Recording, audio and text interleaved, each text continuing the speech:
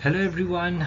मैं आप सबका बहुत ज़्यादा स्वागत करता हूं अपने इस चैनल फिनवेस्ट शाला के सबसे पहले वीडियो पे, जिसका टाइटल है all you need to know about your finances. सबसे पहले तो मैं ये बता दूं कि मैं कौन हूं ताकि एक इंट्रोडक्शन हो जाए।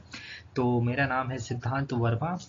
मैं काफ़ी सालों से एक फाइनेंस सेक्टर में काम कर रहा हूं और काफ़ी सारे स्टूडेंट्स को मैं फाइनेंशियल टर्म्स के ऊपर ट्रेनिंग भी देता हूं। ओके सो सबसे पहले तो before we start the topic, मैं ये बताना चाहता हूँ इन शॉर्ट कि मैंने ये चैनल क्यों शुरू किया है या आपको ये चैनल कैसे हेल्प कर सकता है। तो ये जो चैनल है मेरे काफ़ी सारे स्टूडेंट्स हैं जो मुझे हमेशा कह रहे थे कि मैं जो फाइनेंशियल कॉन्सेप्ट शेयर करता हूँ उसका रीच बहुत लिमिटेड है। और यूट्यूब के ऊपर काफ़ी सारे ऐसे चैनल्स ऑलरेडी हैं जो फाइनेंस के ऊपर चीज़ें कवर करते हैं, लेकिन वो ये बताते हैं कि आपको कहाँ इन्वेस्ट करना चाहिए, कितना इन्वेस्ट करना चाहिए, कब इन्वेस्ट करना चाहिए। लेकिन जो एक डिटेल है कि प्रॉब्लम कहाँ आती है, हमारी माइंडसेट कहाँ जा रही है, फाइनेंशियल कॉन्सेप्ट्स के ऊपर जो डिस्कशन होना चाहिए वो थोड़ा सा कम होता है। ओके सो इनफैक्ट आज का जो टॉपिक है जो मैं कवर करने वाला हूँ वो सिर्फ फाइनेंशियल माइंडसेट के ऊपर ही होगा। ठीक है, मैं आज के टॉपिक में बिल्कुल ये बात नहीं करूँगा कि आपको अपना पैसा स्टॉक्स में इन्वेस्ट करना चाहिए या कहाँ इन्वेस्ट करना चाहिए। आज का बल्कि टॉपिक उन लोगों के लिए है जो फाइनेंस के मामले में थोड़ा सा पीछे हैं, जिनको ये समझ में नहीं आता है कि हम फाइनेंस को मैनेज करें कैसे। ठीक है, सो आज का टॉपिक जो है ज़्यादा करके उसके अंदर थोड़ा ज़्यादा डिटेल में होगा, और जो आज मैं कवर करूँगा वो ज़्यादा करके मेरे माइंडसेट के ऊपर होगा कि आपका माइंडसेट क्या था और क्या होना चाहिए अपने फाइनेंसेस को प्रॉपरली मैनेज करने के लिए। ओके सो आइए विदाउट वेस्टिंग एनी टाइम शुरू करते हैं हम अपना ये वीडियो, जहाँ पर हम डिस्कस करेंगे इस टॉपिक को जिसका नाम है all you need to know about your finances. So मैं आप लोगों से एक सवाल पूछना चाहता हूँ कि हमारे मतलब बहुत कुछ चीज़ें हमको देखने को मिलती है कभी कभी जो बहुत अजीब सी हो जाती है, लेकिन चलिए डिस्कस तो करना ज़रूरी है।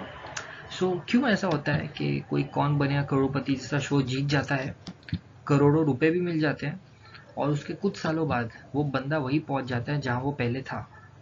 ठीक है, चलिए करोड़ रुपए तो बहुत बड़ा एग्जाम्पल होता है। मैं आपको एक नॉर्मल लाइफ का एग्जाम्पल देता हूँ जिसको आप रिलेट कर पाएंगे। क्यों ऐसा होता है कि कोई प्रॉपर एम्प्लॉयड पर्सन, ठीक है, जो कि अच्छा खासा सैलरी ड्रॉ कर रहा है, उससे अपने फाइनेंसेस ही मैनेज नहीं हो पाते हैं। जैसे ही पैसे आते हैं 5 तारीख के अंदर पैसे खत्म, सारे बिल भर दिए, ईएमआई भर दिया, क्रेडिट कार्ड लोन्स भर दिए, बात खत्म, कुछ नहीं बचा। ठीक है, तो जब हम बड़े बड़े स्केल के ऊपर बातें करते हैं, अरे इंडिया में तो एम्प्लॉयमेंट का बहुत बड़ा प्रॉब्लम है, इंडिया में इतनी अनएम्प्लॉयमेंट की रेट है, लोगों को नौकरियां नहीं मिल रही हैं, तो बॉस जिनको नौकरियां मिल रही हैं उनके पैसे कहाँ जा रहे हैं। ठीक है, तो ये है मुद्दा। अनएम्प्लॉयमेंट तो बहुत बड़ा मैटर है। ठीक है, आपके पास जो जॉब है, जिस जॉब से आपको जो पैसे मिलते हैं, कि आप उन्हें मैनेज कर पा रहे हैं? अगर कर पा रहे हैं तो बहुत बढ़िया, शायद आपको उस चैनल की ज़रूरत नहीं है। लेकिन मैं उन लोगों से बात कर रहा हूँ जो शायद से ये प्रॉब्लम फेस कर रहे हैं। ओके सो मेरे हिसाब से जो प्रॉब्लम है, जो मैंने वहाँ एक क्वेश्चन लिखा था कि वाई दिस हैपन्स, उसका जो रीज़न है that is financial literacy. Okay, in India only 27% people are financially literate. Okay, काफ़ी सारे लोग हैं जो अच्छा खासा पैसा कमा रहे हैं, लेकिन फिर भी फाइनेंशियली वो कहीं ना कहीं लैक करते हैं। वो इसलिए करते हैं क्योंकि फाइनेंशियल लिटरेसी एक बहुत ही बड़ा प्रॉब्लम है, स्पेशली इंडिया के लिए, बिकॉज अनफॉर्चुनेटली हमारे जो एजुकेशन सिस्टम है, हमारी जो स्कूल्स हैं या जो कॉलेजेस हैं, वो ये टॉपिक कभी कवर ही नहीं करते।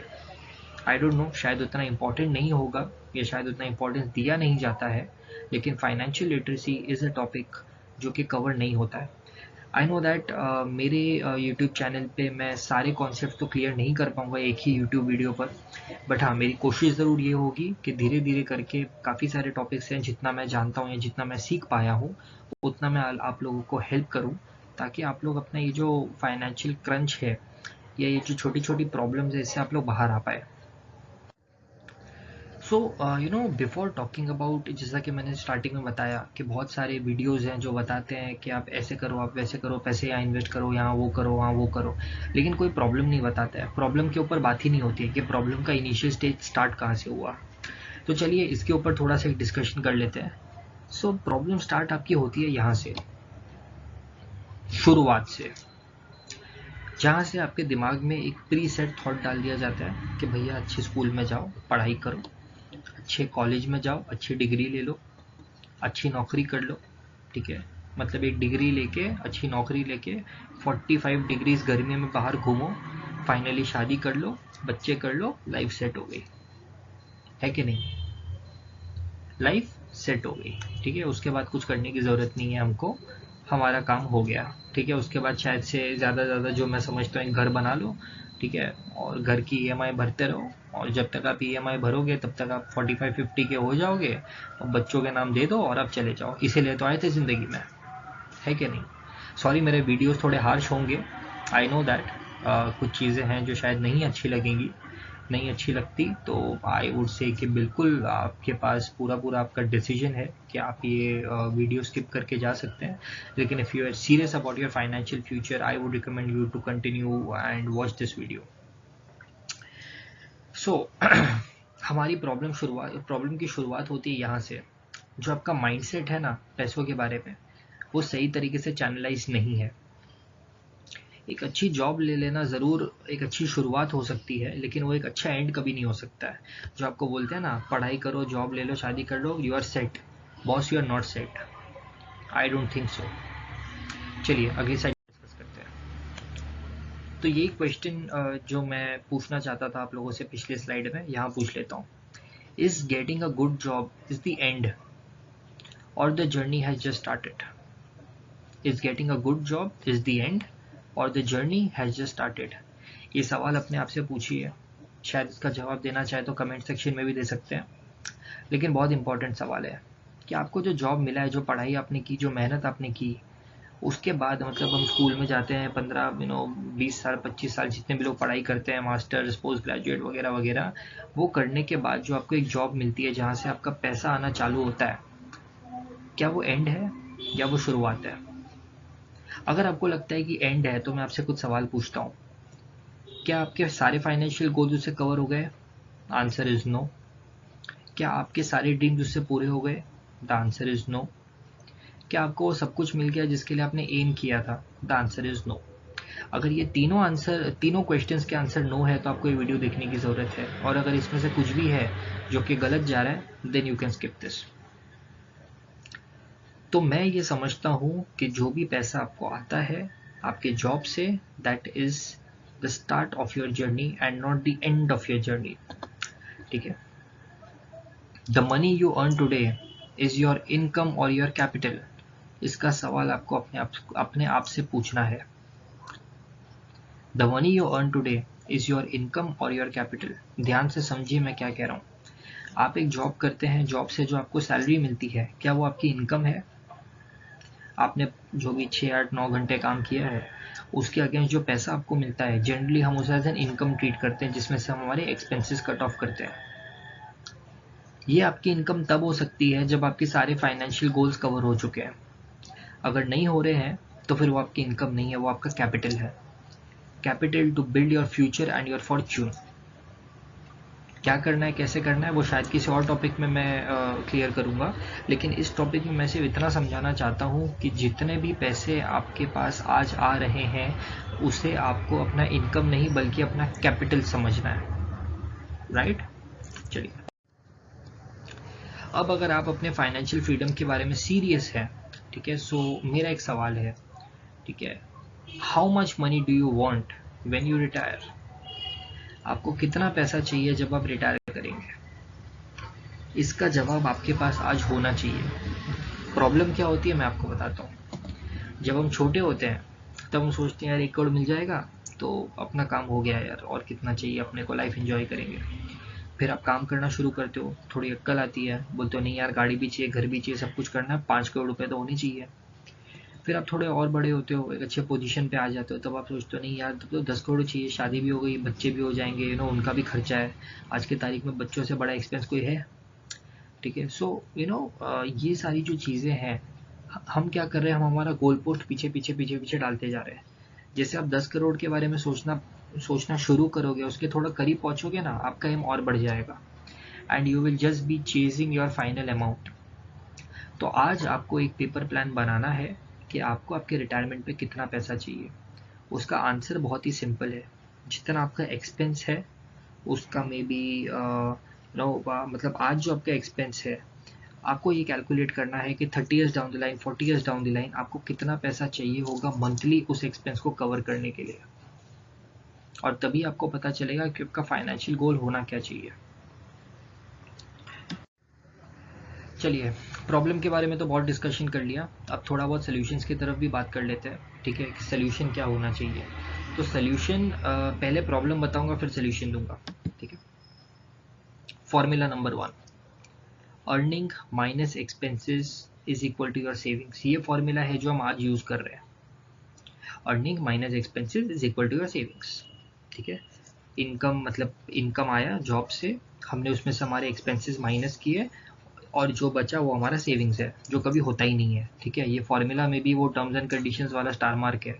सारे एक्सपेंसेस माइनस कर दोगे वैसे ही कुछ नहीं बचता, सेविंग होती नहीं सर, है ना। अभी करेक्ट फॉर्मूला की तरफ चलते हैं। Earning minus savings is equal to your expenses, ये होना चाहिए फॉर्मूला जो आपको यूज करना है। इनकम आई, इनकम में से आपने अपना सेविंग्स निकाल लिया जो आपका कैपिटल है, और फिर जो बचा उसमें से आपके एक्सपेंसेस आपको कवर करने हैं। अगर ये फॉर्मूला आप यूज नहीं कर रहे हो मतलब आप अपने फाइनेंसेस का ख्याल नहीं रख रहे हो, मार्क माय वर्ड्स।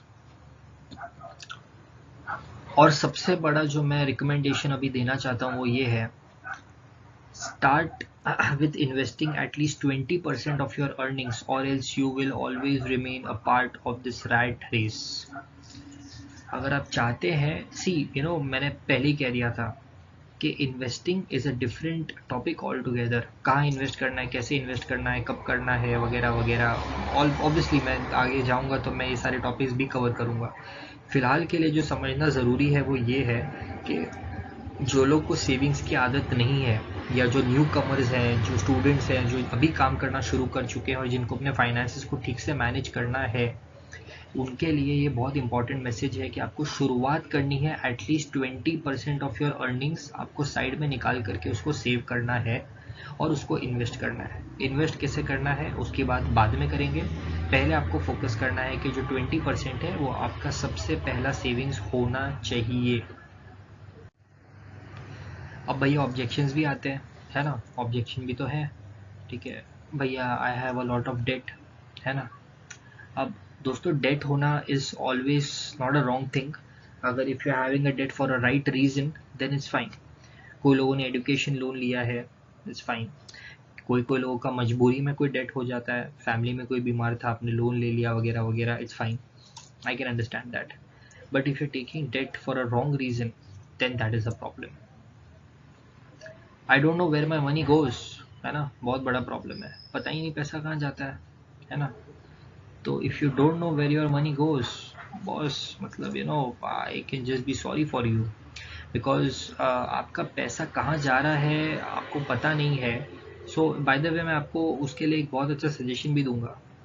गूगल पे जाइए, बहुत सारे एप्लीकेशन है आपका मनी मैनेज करने के लिए, पता है आपको, डाउनलोड कीजिए और ट्रैक कीजिए कि आपका पैसा कहाँ जा रहा है। आपको पता चल जाएगा कि जो एटलीस्ट जो 20% जो पैसा आप सेव कर सकते हो ना, वो फालतू की चीज़ों में जा रहा है। I can give that in writing right now. और फिर एक बहुत बड़ा क्वेश्चन जो मेरे से बहुत सारे लोग पूछते हैं आज भी, when will I enjoy my life, है ना। ज़िंदगी ना मिलेगी दोबारा, एक ही तो ज़िंदगी मिली है, उसको भी अगर हम पैसा बचाते बचाते बचाते बचाते रहेंगे तो लाइफ एंजॉय कब करेंगे। तो भाई आप एंजॉय कीजिए, ये वीडियो भी मत देखिए, ठीक है, प्लीज़ अपनी लाइफ एंजॉय कीजिए, आई इंसिस्ट। लेकिन फिर अपना फाइनेंशियल फ्यूचर भी भूल जाइए।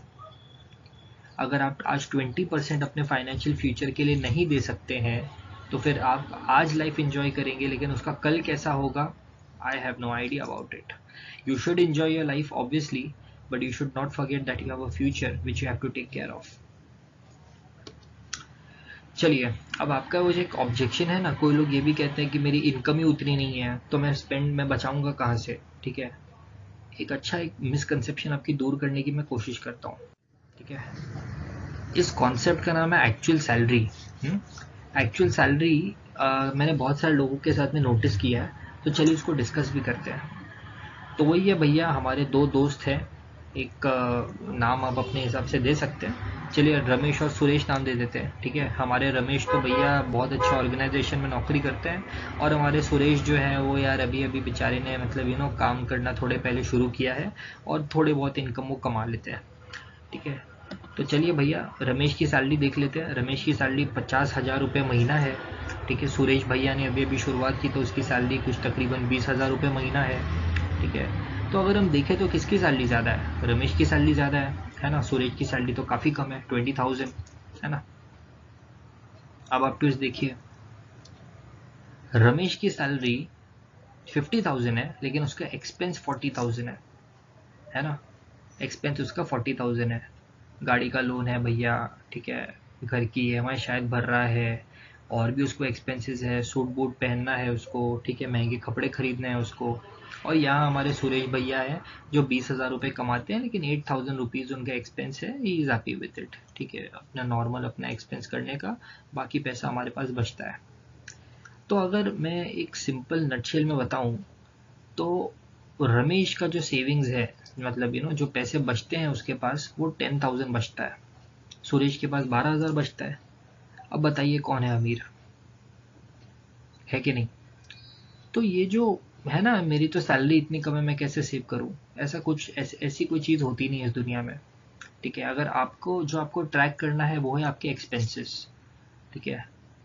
अगर आपकी जो सैलरी है, और हाँ एक चीज़ में बहुत इंपॉर्टेंट है, if you cannot afford something, like if you cannot buy something on cash, means you cannot afford it. सुनने में बहुत कड़वा लगेगा, but if you cannot buy something on cash means you cannot afford it. उसके ऊपर फालतू खर्चा मत करो। बहुत सारे लोग हैं, आईफोन ले लिया, ठीक है, बहुत सारे लोग हैं, आईफोन ले लिया ईएमआई के ऊपर, ठीक है, बाइक ले लिया ईएमआई के ऊपर, कार ले ली ईएमआई के ऊपर, अभी अभी जॉब की शुरुआत की, बहुत सारे लोग देखे हैं मैंने। क्यों करना है आपको? If you know you can not afford it, why are you spending money behind it? Simple logic, मत करो। रमेश का भी यही प्रॉब्लम है, सारे पैसे जाते कहाँ हैं? यही सब चीज़ों में जाते हैं। क्रेडिट कार्ड का बिल भर दिया, कार का ईएमआई चला गया, घर का ईएमआई चला गया, महंगे कपड़े पहन रहा है, अपने लाइफस्टाइल के ऊपर खर्चा कर रहा है, कहाँ से पैसे बचेंगे? इसे सीखने को ये मिलता है कि जैसे जैसे आपकी इनकम ऊपर जाती है ना, वैसे वैसे आपके एक्सपेंसेस भी ऊपर जाते हैं। और अगर आपको आपका पैसा सेव करना है तो द ईजिएस्ट वे, हाँ ईजिएस्ट वे इज़ कि आपकी जब इनकम ऊपर ऊपर जाएगी ना, अपने एक्सपेंस ऊपर मत लेके जाना, ठीक है। अपने एक्सपेंस स्लोली स्लोली ऊपर लेके जाओ और इनकम को ऊपर जाने दो, क्योंकि अगर इनकम के प्रोपोर्शनेट आपकी एक्सपेंस आ गई ना, तो आप पैसा कभी भी सेव नहीं कर पाओगे अपने लाइफ में, ठीक है। चलिए एक बहुत अच्छी स्टोरी मैं आपको सुनाऊंगा, ठीक है। सबसे पहले तो हेडिंग पढ़ लेते हैं, if you are serious about your life stop killing your finances. तो शायद एक स्टोरी सुनी होगी आपने, एक मुर्गी है जो सोने का अंडा देती है। बहुत पहले हमने स्टोरी सुनी थी, ठीक है। आज उस स्टोरी को मैंने मॉडिफाई किया है। स्टोरी में जो चिकन है वो आपका जॉब है, और जो अंडा है वो आपकी सैलरी है, ठीक है। मैं आपको सिर्फ एक ही बात समझाना चाहता हूँ कि आज जो आप जॉब कर रहे हो वो चिकन है। चिकन की उम्र कितनी होती है, उतनी आपकी जॉब की उम्र है। आपकी रिटायरमेंट 60 साल की एज में आएगी, ठीक है, 60 साल की एज में आएगी। आपकी मुर्गी जब आप आपके एज पे 60 ईयर्स पे पहुंच जाओगे, यानी कि फॉर एग्जांपल नॉर्मली मैं समझता हूँ कि एक इंसान एक 20 ईयर्स तक, या लेट्स से फॉर एग्जांपल चलिए 20 ले लेते हैं, 20 से अपना जॉब करियर स्टार्ट करता है, उसका 60 पे एंड हो जाता है, तो 40 साल वो नौकरी करने वाला है। तो आपका जो चिकन है उसकी उम्र है 40, ठीक है। 40 तक वो आपको हर महीने एक एक अंडा देती है, ठीक है। मतलब जो आपकी सैलरी है वो आपको हर महीने मिलती है। हम क्या करते हैं, हम उस अंडे से कुछ ना कुछ यूज़ करके कुछ ना कुछ खरीदते हैं, हम मजाक करते हैं, मस्ती करते हैं, सब कुछ करते हैं ऑब्वियसली, ठीक है। लेकिन महीने का एंड होते होते अगर मुझे 4 अंडे मिले फॉर एग्जांपल, तो उन 4 अंडों में से मेरे पास एक अंडा भी नहीं बचता है, राइट। उन 4 अंडों में से मेरे पास एक अंडा भी नहीं बचता है, और अगले महीने फिर से मुझे 4 अंडे देगी, और फिर से मेरे 4 अंडे में से एक अंडा भी नहीं बचता है। ऐसे करते करते करते करते करते वो जो चिकन है 40 साल की होके एक दिन मर जाएगी। उसके बाद वो आपको हर महीने के 4 अंडे नहीं देने वाली। तो आपका आज काम ये है कि ये जो अंडे हैं उसको प्रोटेक्ट कैसे करना है, उसको संभाल के कैसे रखना है, ये आपको आज समझना बहुत ज़रूरी है। अगर आप ये नहीं समझ पाएंगे तो मैं आपको गारंटी देता हूँ कि आप अपने लाइफ में हमेशा एक रैट रेस में फंसे रहेंगे। इनकम आएगी ख़त्म हो जाएगी, इनकम आएगी ख़त्म हो जाएगी। और ये वीडियो मेरा बनाने का मोटिव बस इतना ही है कि मैं आपको ये समझा सकूं कि अपने फाइनेंसेस को प्रोटेक्ट करके चलिए। उसको कैसे कहाँ इन्वेस्ट करना है वो डिफरेंट टॉपिक है, लेकिन अगर आज आप आपका पैसा प्रोटेक्ट नहीं करेंगे तो आगे जाके ये आपके लिए बहुत बड़ी प्रॉब्लम बनेगी। ठीक है, so with this I and today's video. और एक वो है ना, मिस्टर अमिताभ बच्चन कहते हैं परंपरा, प्रतिष्ठा, अनुशासन, है ना। तो अभी तो यूट्यूब का अनुशासन बन चुका है कि वीडियो को सब्सक्राइब कीजिए, लाइक कीजिए, लेकिन मैं आपको एक बात कहना चाहता हूँ कि मेरे इस वीडियो को लाइक आप सिर्फ तभी करेंगे अगर आपको इसमें से कोई वैल्यू मिली। सब्सक्राइब आप सिर्फ तभी करेंगे अगर आपको अगर आपको ऐसा लगता है कि ये वीडियो आपको आपकी लाइफ में हेल्प कर पाएगा। हाँ, जहाँ तक शेयर की बात रही, मैं बिल्कुल आप लोगों से कहना चाहूँगा कि वीडियो जितना हो सके उतना शेयर कीजिए ताकि इस वीडियो से किसी ना किसी पर्सन को हेल्प मिले। क्योंकि मैं ये समझता हूँ कि अगर मैं कुछ लोगों को भी हेल्प कर पाया फाइनेंशियली थोड़ा स्टेबल होने में, तो ये मेरी विक्ट्री होगी। Okay, so thank you for watching this video and I will get back to you with a new topic. Thank you.